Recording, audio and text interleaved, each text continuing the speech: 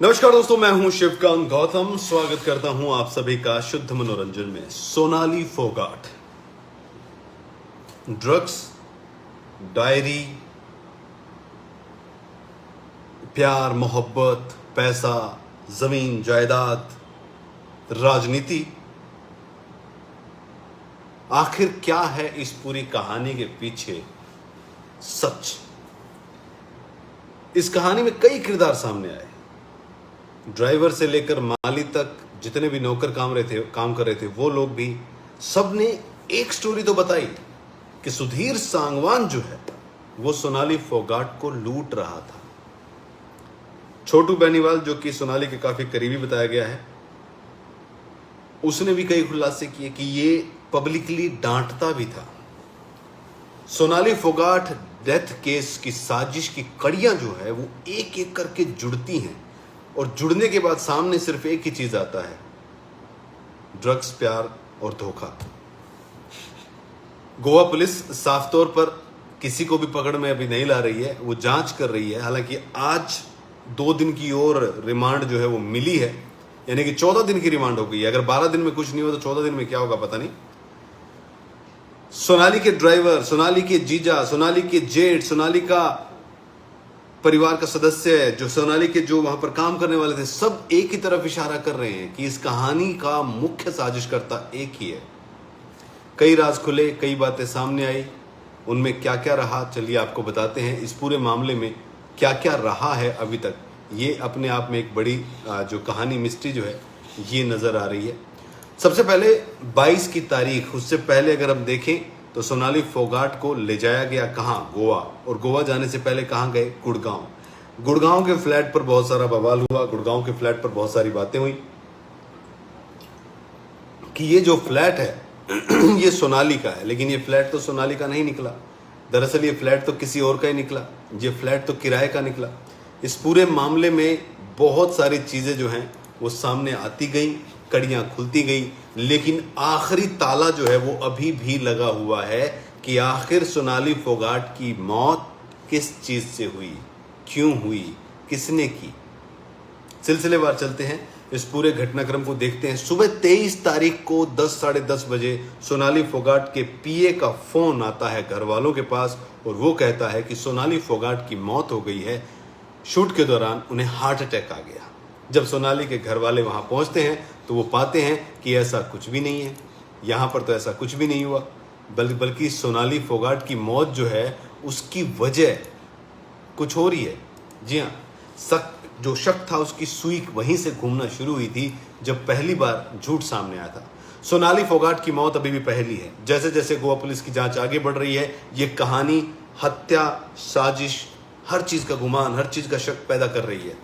सोनाली फोगाट की मौत की पहली को सुलझाने निकली गोवा पुलिस। उनके हाथ लगा क्या है? डायरी, एक वाइन की बोतल और कुछ प्रॉपर्टी के पेपर, कुछ जेवर। उनमें क्या निकलेगा पता नहीं। सोनाली फोगाट के ड्राइवर उमेद सिंह सामने आए। उसने जब मुंह खोला तो एक झटके में कई राज बेनकाब हुए। सोनाली के ड्राइवर ने दावा किया, कहीं ना कहीं सोनाली के पीए की तरफ वो इशारा भी था, शक की सुई उसकी तरफ घूम भी रही थी।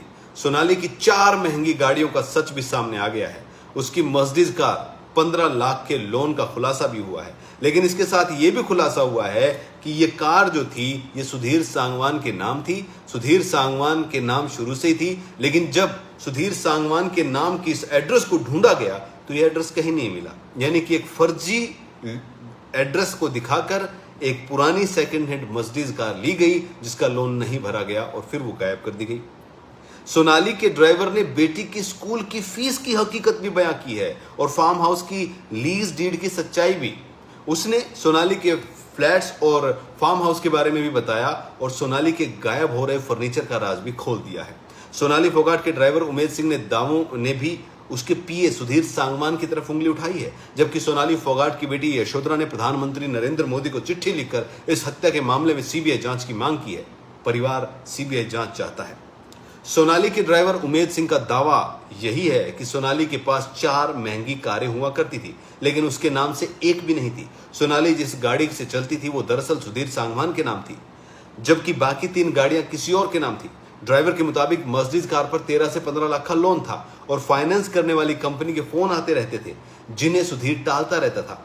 असल में मर्सिडीज का एक्सीडेंट हुआ था और वो गाड़ी फार्म हाउस से हटाकर किसी एजेंसी में खड़ी कर दी गई थी ताकि उसे छुपाया जा सके। उमेद सिंह की सनसनीखेज खुलासे जो है वो यही नहीं है, और भी है। सोनाली के स्कॉर्पियो गाड़ी 8 लाख रुपए में बेच दी गई और दिल्ली से 3.5 लाख रुपए में सफारी कार खरीदी गई। सवाल यह है कि आखिर सुधीर ने ऐसा क्यों किया। हालांकि ड्राइवर के मुताबिक सुधीर 3 गाड़ियां पहले ही बेच चुका था, जबकि चौथी गाड़ी भी वो बिकवाने की फिराक में था। सोनाली के ड्राइवर ने दावों पर यकीन और भी बढ़ जाता है जब सोनाली के पास अपनी बेटी की स्कूल फीस भरने के लिए पैसे नहीं थे। स्कूल से लगातार फोन आ रहे थे चेक बाउंस होने के, और इस बात को लेकर सोनाली ने कई बार सुधीर सांगवान को खरी खरी सुनाई थी।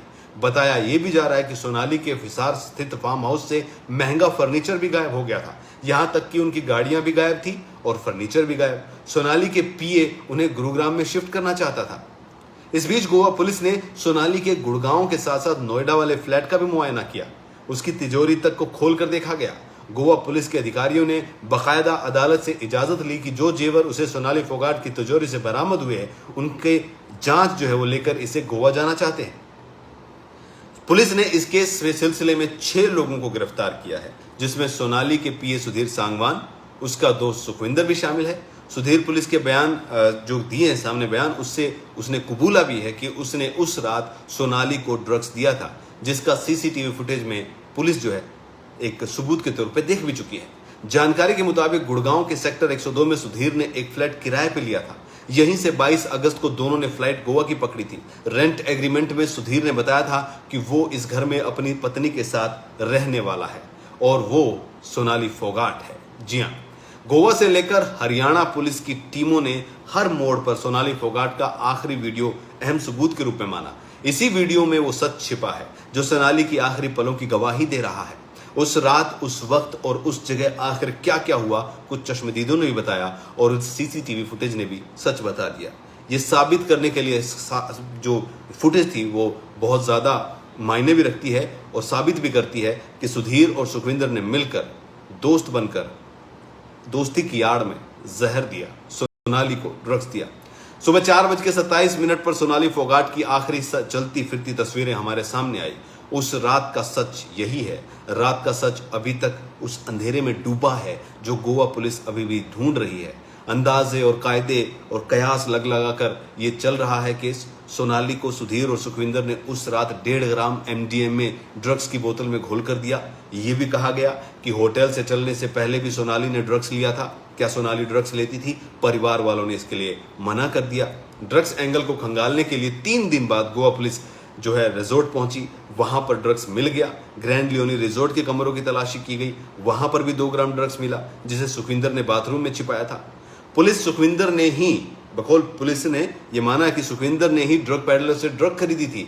अब पुलिस ये पता लगा रही कि क्या नशे की पूरी खेप सोनाली के लिए थी या फिर इसका इस्तेमाल वो खुद भी कर रहे थे। लेकिन इसका जवाब तो उसी वक्त मिल जाना चाहिए था, क्योंकि अगर अगले ही दिन उनका टेस्ट हो जाता, ब्लड टेस्ट, तो ये सारी चीजें निकल कर आ जाती। इस पूरे मामले में गोवा पुलिस की जो कार्यवाही शुरू के 3 दिन में रही है वो बहुत बड़े सवालों के घेरे में रही है। सीसीटीवी दोनों जो सोनाली की, सुखविंदर की और थी, 2-2, 3-3 फुटेज जो आई थी, उसको भी खंगाला 3 दिन बाद। क्या पहले दिन नहीं खंगाला जा सकता था? क्या उसी दिन सीसीटीवी देखकर ये चीजें नहीं देखी जा सकती थी? सीसीटीवी फुटेज देखकर होश जो थे वो फाख्ता जरूर हुए, लेकिन सवाल ये उठता है कि गोवा पुलिस ने 3 दिन इसमें क्यों लगा दिए? उसके यानी कि सोनाली फोगाट के लड़खड़ाते कदम सीसीटीवी फुटेज में साफ बता रहे हैं कि उस पर नशे का असर था। पीए सुधीर के सहारे वो चलने की कोशिश कर रही थी। लेकिन क्या गोवा पुलिस 3 दिन तक सिर्फ पोस्टमार्टम रिपोर्ट को लेट करवाकर इसी सहारे पर रुकी हुई थी कि हमें कुछ ना कुछ मिल जाएगा और ये मामला यहीं बंद हो जाएगा? कुछ इस तरीके से मामला रहा।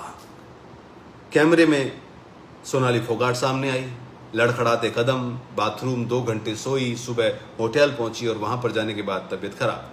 पुलिस के पास दर्ज इबारत के मुताबिक 22 और 23 अगस्त की रात कर्लीज रेस्टोरेंट में सुधीर, सोनाली और सुखविंदर पार्टी करने आए थे। इसके अलावा पार्टी में बहुत सारे लोग थे। जानकारी के मुताबिक पार्टी के दौरान ही सोनाली को ड्रग्स दी जा चुकी थी। शराब की वजह से वो और भी पहले नशे में थी, ऊपर से ड्रग्स, और उसके बाद सारा खेल बिगड़ता चला गया। सवाल अभी भी साफ नहीं है। मौत की वजह अभी भी साफ नहीं है। दूसरी तरफ गोवा पुलिस अब ये साफ कर रही है कि सोनाली की मौत दिल का दौरा पड़ने से नहीं हुई। ये वही गोवा पुलिस है जिसने पहले यही बयान दिया था कि दिल का दौरा है। ये वही गोवा है जहां के सीएम ने भी ये कहा था कि प्रथम दृष्टि से ये हार्ट अटैक का मामला है, इसमें कुछ भी नहीं है। लेकिन मौत कैसे हुई, मौत की वजह क्या थी, मौत क्या जानबूझकर दी गई थी या ड्रग्स का ओवरडोज था, ये सवाल सबसे बड़ा है और डॉक्टर इसे अभी भी साफ नहीं बता पा रहे हैं। पोस्टमार्टम की रिपोर्ट में सोनाली के शरीर पर 46 चोट के निशान थे। गोवा पुलिस अब सफाई दे रही है। यही गोवा पुलिस थी जिसने कहा था कि कोई निशान नहीं है बॉडी पे, बिल्कुल ये हार्ट अटैक का मामला है। लेकिन अब मामला सारा पलट गया है। गोवा पुलिस के डीजीपी के मुताबिक सोनाली के शरीर पर जो निशान थे वो दरअसल सोनाली को रिजॉर्ट से अस्पताल पहुंचाते वक्त उठाने में लगे थे। लेकिन परिवार वालों का कहना है कि सीने पर बहुत ज्यादा जो है निशान थे। किसी एक्सपर्ट से बात करते हुए पता चला था कि जब सोनाली की तबीयत बहुत ज्यादा बिगड़ी होगी तो चेस्ट पर बहुत ज्यादा प्रेशर डाल के उसको जो है एक फर्स्ट एड देने की कोशिश की गई होगी, ये वो निशान हो सकते हैं। ये बातें भी सामने आ रही है। सोनाली गोवा में एक शूट के सिलसिले गई थी, हालांकि बाद में साफ हो गया कि वहां पर कोई शूट था ही नहीं। गोवा पुलिस के मुताबिक सोनाली गोवा में एक वीडियो शूट करने वाली थी। इसके लिए मुंबई से एक ग्रुप आने वाला था। सोनाली के घर वालों का इल्जाम यह है कि सोनाली का पीए सुधीर सांगवान जो है उसे ब्लैकमेल कर रहा था। सोनाली का रेप भी हुआ था। गोवा पुलिस के मुताबिक सुधीर ने दावा किया है कि सोनाली के साथ वो रिलेशनशिप में था। लेकिन सवाल बहुत सारे हैं। ड्राइवर, माली, बाकी जितने भी सहायक हैं, सब ये कहते हैं कि सोनाली फोगाट का ये पीए हमेशा सोनाली पर हावी था। चाहे वो कोई फिल्म का डायरेक्टर रहा हो, चाहे कोई म्यूजिक वीडियो का डायरेक्टर रहा हो, सब ने ही कहा कि पेमेंट यही लेता था और इसी के दबाव में सोनाली थी। मर्डर है या ड्रग्स का ओवरडोज, ये तो अब गोवा पुलिस बताएगी या फिर जो जानता वो बताएगा। लेकिन इस पूरे मामले में 13 दिन के बाद में भी सवाल जो के तो उलझे पड़े हैं।